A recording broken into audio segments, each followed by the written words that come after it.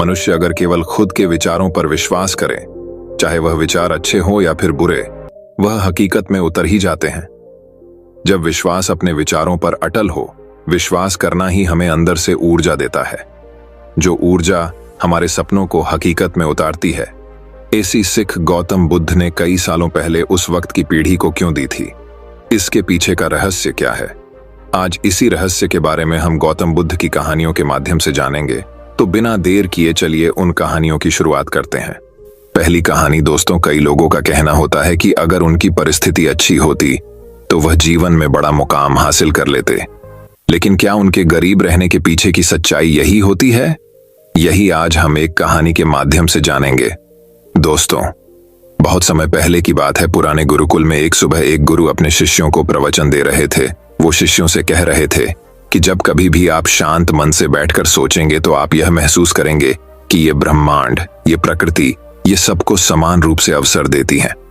या हर एक के लिए अपार संभावनाएं हैं, अथाह भंडार है जो जितना चाहे ले सकता है। लेकिन साथ ही साथ आप यह भी महसूस करेंगे कि हमें लेना नहीं आता, हमें हासिल करना नहीं आता, क्योंकि किसी भी चीज को हासिल करने का एक तरीका होता है, एक विधि होती है, और कुछ ऐसे सूक्ष्म रहस्य है जिनका अभ्यास करना ही उस सफलता का आधार होता है, उस सफलता को पाने का सही तरीका होता है। कौन है ऐसा जो सफल नहीं होना चाहता? कौन है ऐसा जो खुश नहीं रहना चाहता? मगर फिर वो ऐसी कौन सी चीज है जो हमें ये सब पाने से रोकती है? वो है हमारे खुद के नकारात्मक विचार, वो है हमारी खुद से होने वाली नकारात्मक बातचीत। और हमारा मन खुद ही ऐसे विचार पैदा करता रहता है जो हमारे आत्मविश्वास को कमजोर बना देता है और हमें विश्वास दिला देता है कि हम उस सफलता के लायक नहीं। और यही वह सूक्ष्म रहस्य है, अपने मन में चल रहे विचारों को एक सही दिशा देना, उन्हें नकारात्मक से सकारात्मक की ओर मोड़ना, खुद से की जाने वाली मानसिक बातचीत को सही करना और खुद पर विश्वास करना। गुरु ने आगे कहा, क्या आपके अंदर कुछ ऐसा है जो आपको मुश्किल से मुश्किल वक्त में भी हार नहीं मानी देता? लोग जब उदास और परेशान होते हैं तो अक्सर वो सब कर बैठते हैं जो उन्हें नहीं करना चाहिए। नकारात्मक भावनाओं की वजह से कई बार हमारे अंदर की बुराई बाहर आ जाती है और हम गलत कदम उठा लेते हैं। गुरु ये सब बोल ही रहे थे कि तभी एक शिष्य खड़ा होता है और गुरु से प्रश्न करता है, गुरुदेव, क्या आप हमें बता सकते हैं कि हमें अपने अंदर की बुराई और नकारात्मकता का सामना कैसे करना है और जिंदगी को सकारात्मक विचारों के साथ कैसे जीना है? गुरु ने मुस्कुराते हुए कहा, खुश रहना उतना भी मुश्किल नहीं है जितना आप सोचते हैं। बस हमें हर सुबह और शाम अपने विचारों को सही दिशा देना है। हर नया सवेरा एक उम्मीद लेकर आता है, क्योंकि हर नए दिन के साथ नए सपने, नई उम्मीदें और नए मौके मिलते हैं। इसीलिए अपनी हर दिन का दिल से स्वागत करो। कौन जाने कल क्या होगा, क्योंकि आने वाला समय तो किसी ने नहीं देखा है ना। अक्सर हम सभी सोचते हैं कि हमारे सामने एक लंबी जिंदगी पड़ी है। ये बात सच है, लेकिन यह भी एक सच है कि जिंदगी का कोई भरोसा नहीं, कब क्या हो जाए कहना बड़ा मुश्किल है। इसीलिए हर दिन को अपना एक नया जन्म समझकर जीना शुरू करो, क्योंकि इस सोच के साथ जीवन जीने से आप कभी दोबारा उदास महसूस नहीं करेंगे, बल्कि आप खुद से और अपने करीबी लोगों से और भी ज्यादा प्रेम करने लगेंगे। और फिर जो भी करेंगे पूरे जोश और उत्साह के साथ करेंगे। आपका हर दिन हंसी और खुशी के साथ बीतेगा। गुरु ने आगे कहा, अगर आप सफलता चाहते हैं तो आपको कुछ समझौते भी करने पड़ेंगे। जीवन का यही नियम है, अपनी आराम की स्थिति में रहते हुए आप कभी कुछ बड़ा हासिल नहीं कर सकते। जीवन में बदलाव लाकर ही आप उसे एक नई दिशा दे सकते हैं। इसीलिए हर बदलाव का खुले मन से, खुले दिल से स्वागत करो। जो लोग समय के साथ बदलना सीख जाते हैं, सफलता भी उन्हीं को मिलती है। अगर आपको लगता है कि आपकी जिंदगी में बहुत मुश्किलें हैं और आप परेशान हो चुके हैं, तो आपको मुश्किलों का सामना करने के प्रति अपने नजरिए को बदलना होगा, अपने सोचने के तरीके को भी बदलना होगा। चाहे कोई सा भी बदलाव आए और वहीं कितना ही मुश्किल क्यों ना लगे, आप बस उसका सामना कीजिए। आपको शायद नहीं पता, पर आप अपनी सोच से कहीं ज्यादा मजबूत है और आपकी जिंदगी में जितनी मुश्किलें आएंगी, आप उतने ही मजबूत होते चले जाएंगे, क्योंकि हर मुश्किल एक नया अनुभव, एक नया सबक देकर जाती है। और फिर आपको सफल होने से कोई नहीं रोक पाएगा और आपकी जिंदगी खुशियों और कामयाबियों से भर जाएगी। बुरे काम करके ये मत सोचो कि अब आपके साथ कुछ अच्छा होगा। अगर जिंदगी में सब कुछ अच्छा चाहिए तो फिर अच्छा ही सोचना होगा और अच्छा ही करना होगा। तभी आप पर इस ब्रह्मांड की मेहरबानी होगी। इसीलिए अपनी सोच और अपने कर्म पर सही नियंत्रण रखो। हम दुनिया को किस नजर से देखते हैं, यह काफी हद तक हमारी अपनी सोच पर निर्भर करता है। एक नकारात्मक मानसिकता वाले व्यक्ति को दुनिया में सिर्फ बुरा ही बुरा दिखता है, जबकि सकारात्मक सोच हमें जीवन के उन चीजों की अहमियत करवाती है जो अभी हमारे पास है और उस ब्रह्मांडीय शक्ति की कृपा से हमें मिली है। गुरु ने आगे कहा, अपने मन को शांत रखना सीखो। दिन भर की भाग दौड़ के बीच खुद को शांत रखने का कोई तो तरीका सीखो। एक शांत मन के साथ हमें अपने अंतरात्मा में झांकने का मौका मिलता है और हम खुद से ही सवाल जवाब करते हैं, जैसे कि मैं कौन हूं, मेरे जीवन का उद्देश्य क्या है, क्या मैं एक अच्छा इंसान हूं, क्या मैं एक अच्छा पिता या पति हूं, या क्या मैं एक अच्छा बच्चा हूं। आप जितनी गहराई से अपने अंदर झांकेंगे उतना ही ज्यादा खुद को जान जाएंगे। आप अपने आसपास की चीजों को समझने लगेंगे, लोगों का स्वभाव और उनको समझने लगेंगे। फिर आप चीजों और लोगों को लेकर बात बात पर परेशान और उदास होना छोड़ देंगे। आपको यह एहसास होने लगेगा कि आपके किसी भी काम का क्या असर पड़ेगा। किसी भी काम से अगर आपको दुख पहुंचे तो उस काम को मत कीजिए और जो चीज खुशी दे उसे जरूर कीजिए। फिर देखिए आपकी जिंदगी में कैसा ठहराव आता है। हमें जिंदगी एक बार ही मिलती है तो क्यों ना इसे भरपूर तरीके से जिए। जो दिल करे वो करो, खुद को बंदरों में मत बांधो, लेकिन हाँ, इस बात का भी ध्यान रखो कि वो मनमानी ना हो, बुद्धिमानी हो और आपके भीतर की आवाज हो। इसीलिए कुछ भी करने से पहले अपनी अंतरात्मा की आवाज सुनो। आपके दिल की चाहत कुछ भी हो सकती है, जैसे कोई नया व्यापार शुरू करना, किसी नए शहर में जाकर अपनी किस्मत आजमाना या फिर कुछ महत्वपूर्ण हासिल करना। जो भी आपके दिल में है उसे पाने के लिए कम से कम एक बार अपना संपूर्ण प्रयास जरूर करो। ये मत सोचो कि इसका परिणाम क्या होगा। जो मन में है बस उसे कर डालो। अक्सर हम उधेड़बन में फंस जाते हैं क्योंकि हमारा दिल कुछ कहता है और दिमाग कुछ और, लेकिन प्रयास करने पर ज्यादा से ज्यादा आपके साथ क्या हो सकता है, यही ना कि आपको सफलता नहीं मिलेगी। गुरु ने आगे कहा, लेकिन कम से कम आपको इस बात का पछतावा तो नहीं रहेगा कि आपने कोशिश नहीं की। कुछ ना करने से तो बेहतर है कि हम उस काम को करके उसमें असफल हो जाएं। गुरु ने आगे कहा, आपकी अंतरात्मा आपकी भलाई चाहती है। इसकी आवाज को कभी भी नजरअंदाज मत करो, क्योंकि अंदर से आने वाली आवाज ही हमें सफलता के रास्ते पर ले जाती है। जब भी आप कुछ गलत सोचते हैं या करते हैं तो सबसे पहले अंदर की आवाज ही आपको टोकती है, गलत करने से रोकती है। कभी सोचा है ऐसा क्यों? क्योंकि ये हमेशा हमारा भला चाहती है। यही तो ऊपर वाले का दिया हुआ सबसे अनमोल उपहार है हमारे पास, जिसे हम समझ या बुद्धिमत्ता कहते हैं। अगर जिंदगी की खूबसूरती को समझना है तो अपने अंदर झांक कर देखो। ये देखो कि तुम्हारे पास क्या क्या है और तुमने अपने जीवन में कितना कुछ हासिल किया है। जिंदगी की सुंदरता को आप केवल तभी महसूस कर पाएंगे जब आप धन्यवाद के भाव से भरे रहेंगे, बजाय यह सोचकर दुखी होने के कि हमारे पास क्या नहीं है। यह सोचकर खुश रहो कि हमारे पास कितना कुछ है और इसी संतोष की भावना और शांत मन के साथ अपना प्रयास जारी रखो। इतना कहने के बाद गुरु कुछ देर के लिए मौन रहे और फिर कहना शुरू किया, क्या आप जानते हैं शब्द तलवार से ज्यादा ताकतवर होते हैं, इसीलिए शब्दों का उपयोग सोच समझकर करना होता है। ऐसी बात करने से बचो जो किसी दूसरे को बुरी लगे। साफ और स्पष्ट राय रखना अच्छी बात है, लेकिन किसी को ऐसी बात मत बोलो जो उसे अंदर तक चुभ जाए। सच भी तो सभ्यता के साथ कहा जा सकता है ना। अगर आप क्रोध में हैं तब भी किसी को उल्टा सीधा कहने से बचो, कहीं ऐसा ना हो कि आपको बाद में पछताना पड़े। बात करते समय अपनी आवाज में नमी रखो। जहां तक हो सके साफ बात कहो, लेकिन प्रेम से कहो। एक अच्छा इंसान बनने के लिए आपको सिर्फ इतना ही करना है। हाँ, लेकिन इन आदतों को अपने स्वभाव का हिस्सा बनाने में समय लगता है, क्योंकि इनका अभ्यास करना पड़ता है। खुद से पूछिए कि क्या आप एक अच्छे इंसान हैं और आपको क्यों लगता है कि आप अच्छे हैं। आपके अंदर ऐसी कौन सी खास बात है? आप दूसरों से किस तरह से पेश आते हैं? ये सवाल आपको अपनी कमियां जानने में मदद करेंगे। शुरुआत में हो सकता है खुद से ऐसे सवाल जवाब करना आपको अजीब लगे, लेकिन खुद से ऐसे सवाल करते रहिए और खुद को विनम्र वो अंदर से शांत रखने का प्रयास करेंगे। अगर एक इंसान के रूप में आपको अपने अंदर सुधार लाना है तो अपनी कमियों को पहचान कर उन्हें दूर करना ही होगा। गुरु ने आगे कहा, दुनिया में प्रेम से बढ़कर कुछ भी नहीं है। प्रेम आपको आबाद भी कर सकता है और ये आपको बर्बाद भी कर सकता है। हालांकि प्रेम को ना समझना ही बर्बाद करेगा, क्योंकि प्रेम तो बड़ी पवित्र चीज है। प्रेम ही ईश्वर है। ऐसा कहा जाता है, अपना नियम बना लो कि आपके अंदर सबके लिए प्रेम और करुणा हो।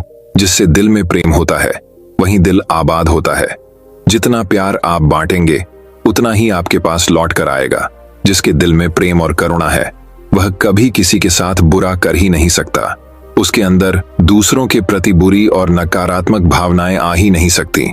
असल में प्रेम के अंदर वो ताकत है जो हमें गलत काम करने से रोकती है। गलत काम करके इंसान कभी चैन से नहीं रह सकता।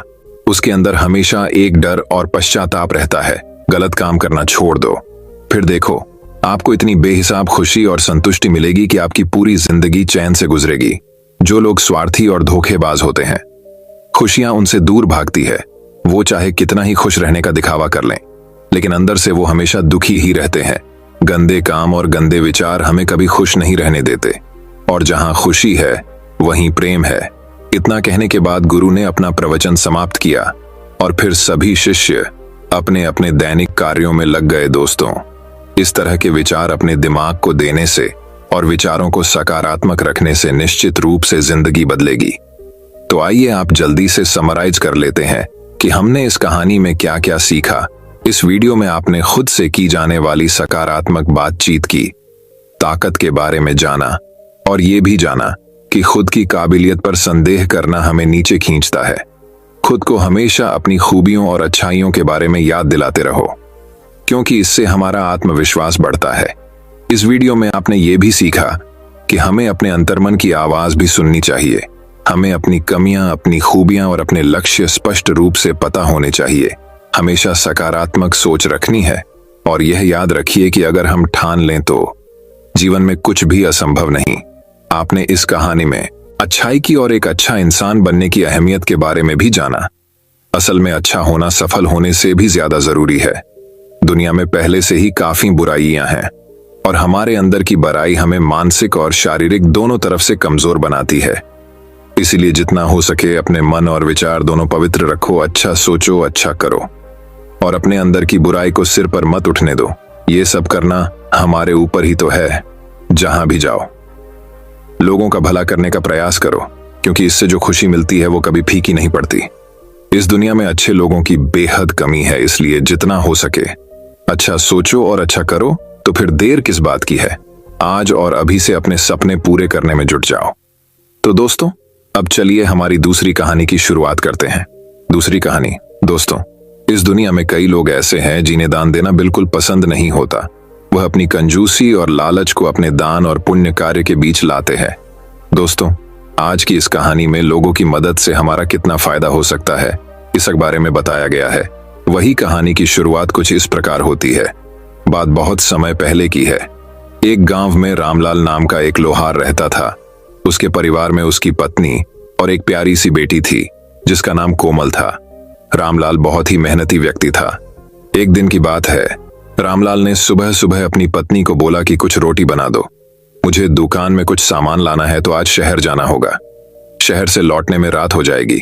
उसकी पत्नी ने रामलाल के लिए रोटी बना दी। उसके बाद रामलाल अपनी बेटी कोमल से पूछता है, मैं शहर जा रहा हूं, क्या तुम्हें कुछ चाहिए? उसकी बेटी ने उसे एक गुड़िया लाने को बोला। उसके बाद रामलाल शहर के लिए घर से निकल जाता है। शहर जाने के रास्ते में एक घना जंगल पड़ता है। वही उस जंगल में जंगली जानवर होते हैं। रामलाल जंगल पार करने के लिए तेज चलता हुआ जाता रहता है। तभी उसे एक बाबा पेड़ के नीचे बैठा मिलते हैं। रामलाल भी थका हुआ होता है।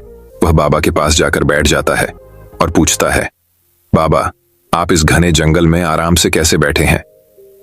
बाबा बोले, बेटा, रामलाल मैं तुम्हारी ही राह देख रहा था। मुझे भूख लगी है। अगर तुम्हारे पास कुछ खाने को तो मुझे दे दो। रामलाल बाबा को अपने थैले से कुछ रोटी निकाल कर दे देता है और बाबा से पूछता है, आप कौन हो बाबा, और आपको मेरा नाम कैसे मालूम है?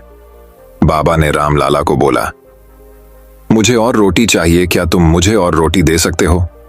रामलाल ने थैले से बची रोटी को भी निकालकर बाबा को दे देता है। रोटी खाने के बाद बाबा रामलाल को धन्यवाद देते हैं और बोलते हैं, बेटा, मैंने तो तुम्हारी सारी रोटियां तो मैंने खा ली, अब तुम क्या खाओगे? रामलाल बोलता है, बाबा मैं शहर जा रहा हूं, वहां मैं किसी दुकान से कुछ लेकर खा लूंगा।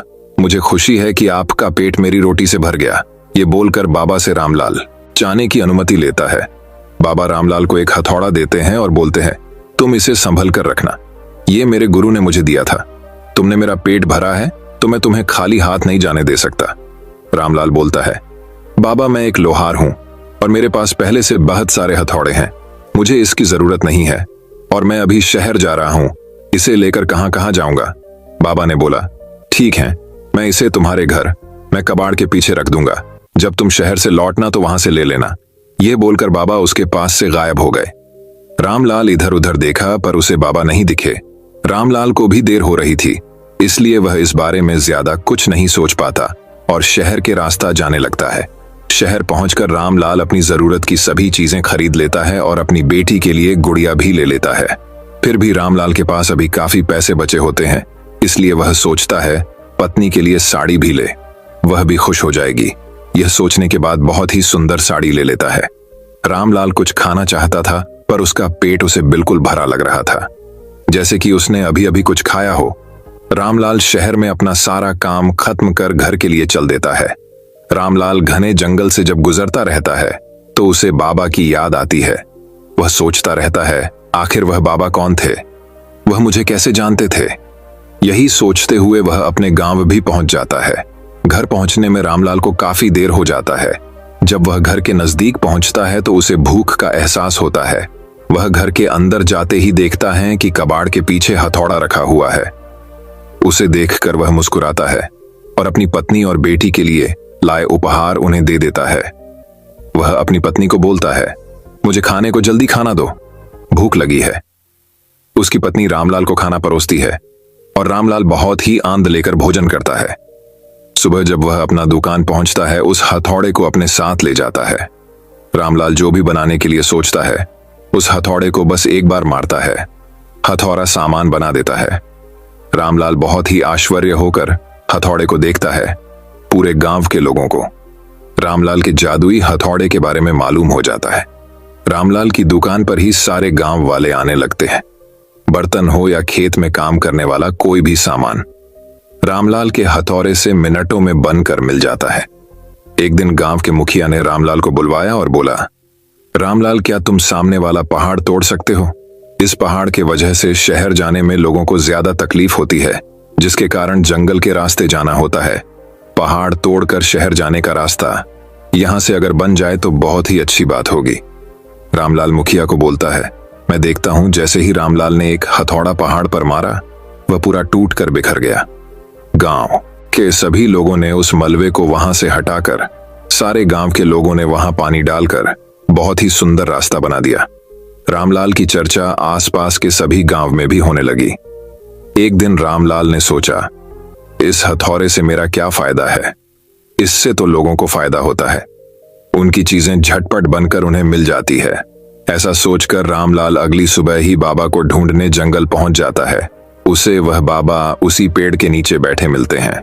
रामलाल बाबा को देखते ही जो वह सोच रहा था उसे क्या फायदा, उस हथौड़े से ऐसा बाबा को बोलता है। बाबा उस पर हंसने लगे और बोले, तुम इस हथौड़े से बहुत कुछ कर सकते हो, अपनी बुद्धि लगाओ। रामलाल अपनी दुकान में जाता है और बाजार में मिलने वाले सारे बर्तन और खेत में काम आने वाले सामान औजार, उसके पास जितना भी लोहा था, उन सब का कुछ न कुछ बना दिया। जिसके बाद वह नया दुकान खोलकर बैठ जाता है। बाजार से कम पैसे में चीजें बेचने लगता है। धीरे धीरे वह शहर में भी एक बहुत बड़ी दुकान खोल लेता है और बहुत ही धनी आदमी बन जाता है। रामलाल ने अपनी बुद्धि लगाई, पर बाबा के कहने पर दोस्तों ये कहानी हमें ये शिक्षा प्रदान करती है कि अगर हम किसी की मदद पूरे दिल से करें, तब आपको भी उसका कोई न कोई फल जरूर मिलता है। मन में लोगों के प्रति अच्छा भाव रख हमें लोगों की और अपना मदद का हाथ उठाना चाहिए।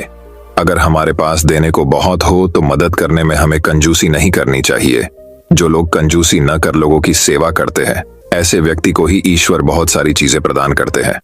तो दोस्तों, अब चलिए हमारी तीसरी कहानी की शुरुआत करते हैं। तीसरी कहानी, वही दोस्तों। दूसरी कहानी हमें जीवन में खुशी और सुख कैसे मिलेगा इस पर आधारित है। उस कहानी की शुरुआत कुछ इस प्रकार शुरू होती है। शीतल नगर के मंत्री माधव हमेशा से ही अपने नायाब तरीकों से जवाब देने के लिए जाने जाते थे। उनसे कोई भी सवाल पूछा जाए तो वह हमेशा एक अलग अंदाज के साथ जवाब देते थे, चाहे वो सवाल क्यों न उनकी मनपसंद मिठाई का हो। इस कहानी, एक बार की बात है, सर्दियों का मौसम था। एक दोपहर महाराज चंद्रसेन, राजपुरोहित और माधव महल के बागीचे में टहल रहे थे और धूप का आनंद ले रहे थे। महाराज बोले, इस बार बहुत गजब की ठंड पड़ रही है। सालों बाद ऐसी ठंड नहीं पड़ी। ये मौसम तो भरपूर खाने और सेहत बनाने का है। क्यों राजपुरोहित जी, क्या कहते हैं? राजपुरोहित ने जवाब दिया, बिल्कुल सही कह रहे हैं महाराज। आप इस मौसम में मीठा खाना काफी लाभदायक होता है। जैसे ढेर सारे सूखे मेवे, फल और मिठाइयां खाने का मजा ही अलग होता है। मिठाइयों का नाम सुनकर महाराज बोले, यह तो बिल्कुल सही कह रहे हैं आप। वैसे ठंड में कौन कौन सी मिठाइयां खाई जाती हैं? राजपुरोहित बोले, महाराज सूखे मेवों की बनी ढेर सारी मिठाइयां जैसे काजू कतली, बर्फी, हलवा, गुलाब जामुन, ये हमारे शरीर को गर्म रखने में काफी मदद करती है ताकि हमें ठंड छू ना सके। ऐसी और भी कई मिठाइयां हैं जो हम ठंड में खा सकते हैं। यह सुनकर महाराज हंसने लगे और माधव की तरफ मुड़कर बोले, आप बताइए माधव, आपको ठंड में कौन सी मिठाई पसंद है? इस पर तेनाली ने जवाब दिया, महाराज, राजपुरोहित जी, आप दोनों रात को मेरे साथ महल के बाहर चलिए, मैं आपको अपनी मनपसंद मिठाई खिला दूंगा। महाराज बोले, आपको जो मिठाई पसंद है हमें बताइए, हम महल में ही बनवा देंगे। माधव बोले, नहीं महाराज, वह मिठाई यहां किसी को बनानी नहीं आएगी। आपको मेरे साथ खाने के लिए बाहर ही चलना होगा। महाराज ने हंसकर कहा, चलिए ठीक है, आज रात को ही खाना खाने के बाद हम आपकी मनपसंद मिठाई खाने आपके साथ चलेंगे। रात को खाना खाने के बाद महाराज और राजपुरोहित ने साधारण कपड़े पहने और चुपचाप महल से निकलकर माधव के साथ चल पड़े। गांव पार करके खेतों में बहुत दूर तक चलने के बाद महाराज बोले, हमें और कितना चलना पड़ेगा माधव? आज तो तुमने हमें थका दिया है। माधव ने उत्तर दिया, बस कुछ ही दूर और है। महाराज, जब वो लोग खेतों के बीच पहुंचे तो उन्हें मिठाई की खुशबू आने लगी। महाराज ने बोला, लगता है हम आपकी मनपसंद जगह पहुंच गए। तो माधव मुरुकराया और महाराज और राजपुरोहित को एक खाट पर बैठने को कहा और खुद वो मिठाई लेने चले गए। थोड़ी देर में वे अपने साथ 3 कटोरियों में गर्मा गर्म मिठाई ले आए। जैसे ही महाराज ने उस मिठाई को चखा, उनके मुंह से वाह के अलावा और कुछ नहीं निकला। महाराज और राजपुरोहित एक बार में ही पूरी मिठाई छट कर गए। इसके बाद दोनों ने माधव से कहा, मजा आ गया। क्या थी ये मिठाई? हमने ये पहले कभी नहीं खाई है। महाराज की बात पर माधव मुस्कुराए और बोले, महाराज, ये गुड़ था। यहाँ आसपास गन्नों का खेत है और किसान उसी से यहाँ रात को गुड़ बनाते हैं। मुझे यहाँ आकर गर्मा गर्म गुड़ खाना बहुत पसंद है। मेरा मानना है कि गर्मा गर्म गुड़ भी बेहतरीन मिठाई से कम नहीं होता है और गुड़ हमारे शरीर को अंदर से गर्म रखता है। गुड़ खाने से कई फायदे भी हैं। महाराज ने माधव की बातें सुनने के बाद उससे कहा, मुझे तो यकीन ही नहीं हुआ कि हम गुड़ खा रहे थे। इसी बात पर हमारे लिए एक कटोरी मिठाई और ले आइए। इसके बाद तीनों ने एक एक कटोरी गुड़ और खाई और फिर महल को लौट गए। इस कहानी से हमें यह शिक्षा मिलती है, हमें छोटी छोटी चीजों में भी वो खुशियां मिल सकती हैं जो कई पैसे खर्च करने पर भी नहीं मिलती।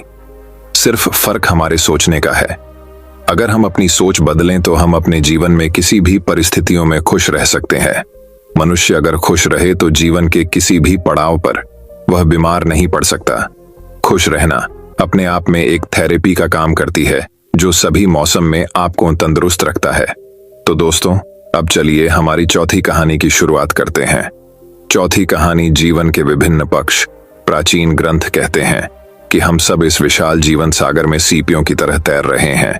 यद्यपि सब समान चेतना से जन्मे हैं, लेकिन कोई भी 2 जीवन एक जैसे नहीं हैं। हम सबके जीवन कितने भी अलग हों, सब एक दूसरे पर आश्रित हैं और सबसे कुछ न कुछ सीखा जा सकता है। जीवन के सभी पक्षों को समझने के लिए 5 दिन निकालें, ज्यादा नहीं, बस 5 दिन, एक पूरा दिन, सुबह से शाम तक किसी किसान के साथ बिताएं। उसके साथ सुबह जल्दी खेत में जाएं और देखें कि वह सारा दिन क्या करता है। आप वातावरण और भोजन के प्रति संवेदनशील हो जाएंगे। विश्व में भोजन का 1/3 हिस्सा बर्बाद किया जाता है और फेंक दिया जाता है। किसान के साथ पूरा दिन व्यतीत करने से आपको पता चलेगा कि भोजन उत्पन्न करने के लिए कितनी अधिक मेहनत और कितने संसाधनों का प्रयोग होता है। तब आप भोजन फेंकने से पहले 2 बार अवश्य सोचेंगे। एक दिन जेल में बिताएं, परंतु बिना कोई अपराध किए। आपको अनुभव होगा कि जिन लोगों के ऊपर अपराधी का तमगा लगाकर जेल में डाल दिया गया है, वे परिस्थितिवश या अज्ञानतावश वहां पहुंचे हैं। जब क्रोध व्यक्ति को जकड़ लेता है तो उसका अपने पर कोई नियंत्रण नहीं रहता। यदि आप सबसे खतरनाक अपराधी से मिलोगे तो वह भी यही कहेगा, मैंने ऐसा नहीं किया, मुझे कुछ हो गया था और मुझसे यह हो गया। यह स्पष्ट हो जाएगा कि प्रत्येक अपराधी के भीतर एक पीड़ित होता है जो सहायता की पुकार कर रहा है। आपके हृदय में करुणा जाग जाएगी। यदि आपके दिल में किसी के लिए घृणा है तो वह भी समाप्त हो जाएगी। तीसरे दिन एक विद्यालय के अध्यापक बन जाए, तब आपको पता चलेगा कि गुरु की आवश्यकता क्या है। जीवन में आप जहां कहीं भी होते हो वहां बहुत से लोगों की आप सहायता कर सकते हैं और मार्गदर्शन कर सकते हैं। यह भीतर गहराई से संतोष प्रदान करता है। ऐसा नहीं है कि जिनके लंबे बाल और दाढ़ी हो वही गुरु हो सकते हैं। हर कोई कम से कम कुछ लोगों के लिए तो गुरु हो ही सकता है। आपको अध्यापक बनने के लिए किसी विशेष कौशल की आवश्यकता नहीं है, इसके लिए बस करुणा की आवश्यकता है। अध्यापक होने के नाते आप लोगों में करुणा का संचार कर सकते हैं। मुझे कुछ नहीं चाहिए, बस मेरे छात्र उन्नति करें। ऐसा निस्वार्थ प्रेम आपके जीवन में आ जाएगा। चौथा दिन किसी मानसिक चिकित्सा संस्थान में बिताएं। पागल खाने में आपको कोई भी कुछ कहे, आपको कोई भी नाम लेकर बुलाए, आप इसका बुरा नहीं मानोगे। एक दिन जब आप ऐसी जगह पर व्यतीत करोगे जहां आपको कोई भी कुछ भी कहे, तब आपके अंदर यह हिम्मत आ जाएगी कि आप बिना उत्तेजित हुए किसी भी प्रकार की आलोचना सह लेंगे। न केवल बिना उत्तेजित हुए किसी भी प्रकार की आलोचना सह लेंगे, बल्कि जो लोग आपकी आलोचना कर रहे हैं उनके प्रति आपके मन में सहानुभूति भर जाएगी। हम छोटी छोटी बातों पर उत्तेजित हो जाते हैं। वह मेरे बारे में क्या सोचेगा, हम यह सब सोचकर हिल जाते हैं और एकदम अपनी प्रतिक्रिया दे बैठते हैं। आपके अंदर आलोचना करने और आलोचना सहने दोनों की शक्ति होनी चाहिए। यदि हम अपने बच्चों को यह सिखाएंगे तब वह समाज के मजबूत व स्थिर सदस्य बन पाएंगे। एक दिन किसी कब्रिस्तान या श्मशान में बिताएं। आपको इस जीवन के अस्थायित्व का बहुत निकट से और बहुत गहरा अनुभव होगा। आपकी जो भी शिकायतें हैं सब समाप्त हो जाएंगी। यह अनुभव कि मृत्यु किसी भी समय आ सकती है आपके जीवन का परिप्रेक्ष्य हमेशा के लिए बदल देगा। केवल औपचारिक शिक्षा ही काफी नहीं है, पूर्ण शिक्षा के लिए जीवन के विभिन्न पक्षों को जानना आवश्यक है। जब हम जीवन के विभिन्न पक्षों को गौर से देखते हैं तो यह हमें केंद्रित और स्वयं स्थिर बना देता है। तो दोस्तों, अब चलिए हमारी 5वीं कहानी की शुरुआत करते हैं। 5वीं कहानी, शांति। सर्वोच्च उपचार। भारतीय लोकाचार में शांति के 3 स्तर माने गए हैं। पहली शांति है आंतरिक मन की, दूसरी शांति है हमारे निकटस्थ वातावरण, हमारे परिवार, मित्रों और समुदाय में, तीसरी शांति है दुनिया में, राष्ट्रों के बीच। आंतरिक शांति समुदायों और परिवारों में शांति की नींव होती है। मानवता की भलाई के कार्य करने के लिए आवश्यक साहस और आत्मविश्वास के लिए मन की शांति आवश्यक है। जैसे जैसे मानवता कोविड-19 महामारी के आघात से जूझ रही है, वैसे वैसे वे लोग भी अपने जीवन में शांति की तलाश करने लगे हैं जो सामान्य रूप से शांति की परवाह नहीं करते। अफगानिस्तान, इथियोपिया, दक्षिण सूडान, सीरिया, यमन और दुनिया के अन्य हिस्सों में मानवीय संकट ने आज मानवता के सामने आने वाली बहुआयामी चुनौतियों की जटिलता को और बढ़ा दिया है। अज्ञानता, चरमपंथी विचारधाराओं और गलत सूचनाओं के अभिशाप का मुकाबला करना समय की मांग है। यह विषाक्त मेल मानव सभ्यता की नींव पर ही संकट बनकर मंडरा रहा है। आंतरिक शांति के बिना वैश्विक शांति, सतत विकास और सामाजिक एकीकरण जैसे बाहरी लक्ष्य मृग तृष्णा बने रहेंगे। शांति कोई ऐसी वस्तु नहीं है जिसे बाजार में खरीदा जा सके। इसका हम में से प्रत्येक ने भीतर पालन पोषण करना होगा। आंतरिक शांति पाने में मुख्य बाधा मन में तनाव है। आज युवा और बुजुर्ग समान रूप से अभूतपूर्व पैमाने पर तनाव, अकेलापन और चिंता का अनुभव कर रहे हैं। अवसाद और मानसिक स्वास्थ्य एक वैश्विक चिंता बन गए हैं, दुर्भाग्य से न तो घर पर और न ही विद्यालय में। हम ये सीखते हैं कि अपनी नकारात्मक भावनाओं को कैसे संचालित करें, तनाव से कैसे छुटकारा पाएं और जीवन की कठिनाइयों का सामना कैसे करें। तनाव और आक्रामकता का आपस में सीधा संबंध है। वे दोनों एक दूसरे का पोषण करते हैं और इस प्रकार हिंसा का एक चक्र बनाते हैं। वहीं दूसरी ओर आंतरिक शांति हमें शक्ति देती है जो रचनात्मक मानसिकता के साथ चुनौतियों का सामना करने में सहायक होती है। विश्व शांति केवल उच्च स्तरीय नीतियों को लागू करने से नहीं आ सकती है। शांतिपूर्ण विश्व का निर्माण तो शांतिपूर्ण व्यक्ति ही कर सकते हैं। आंतरिक शांति वाला व्यक्ति अपने संपर्क में आने वालों पर सकारात्मक, प्रभाव डालने में सक्षम होता है और इस प्रकार समाज में शांति स्थापित करता है। एक व्याकुल मन समाधान नहीं खोज सकता, यह अपने ही भार में झुक जाता है और समस्या को और जटिल बना देता है। इस कठिन समय में आंतरिक शांति पहले से कहीं अधिक महत्वपूर्ण हो गई है। हमें अपनी समस्याओं को चुनौतियों के रूप में देखने और उन्हें अवसरों में बदलने की ऊर्जा और ज्ञान होना चाहिए। शायद यह प्रतिरोध क्षमता और ज्ञान ही है जिसने जीवन को विकसित किया और उसे पृथ्वी पर सबसे कठिन परिस्थितियों पर विजय प्राप्त करने में सक्षम बनाया है।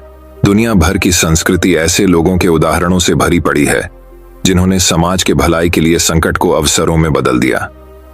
अब जबकि मानवता पुनः परिवर्तन और रूपांतरण के चौराहे पर है, हमें प्रत्येक व्यक्ति के भीतर शांति का आह्वान करने की आवश्यकता है, जो हमें वर्तमान संकट को साहस, आत्मविश्वास और करुणा के साथ पार करने में सहायक होगी। आंतरिक शांति ही वह आधार है जिस पर हम दुनिया में सुधार और राहत के लिए आवश्यक शक्ति और प्रतिबद्धता को पा सकते हैं। दोस्तों, मैं उम्मीद करता हूं कि यह कहानी सुनने से आपके जीवन में अच्छे बदलाव आए होंगे। आपको इस वीडियो से क्या सीखने मिला, ये कमेंट करके जरूर बताइए और अपने परिवार, दोस्तों या आपके करीबी इंसान के साथ ये कहानी शेयर करके उन्हें भी इस ज्ञान से परिचित करवाए। बाकी अगर आपको ये वीडियो दिल से अच्छी लगी हो तभी इस वीडियो को लाइक कर देना और आपने अब तक इस चैनल को सब्सक्राइब न किया हो तो चैनल को सब्सक्राइब भी जरूर कर देना। आपका हर दिन शुभ हो और खुशियों से आपका जीवन भरा रहे। धन्यवाद। नमो बुद्धाय।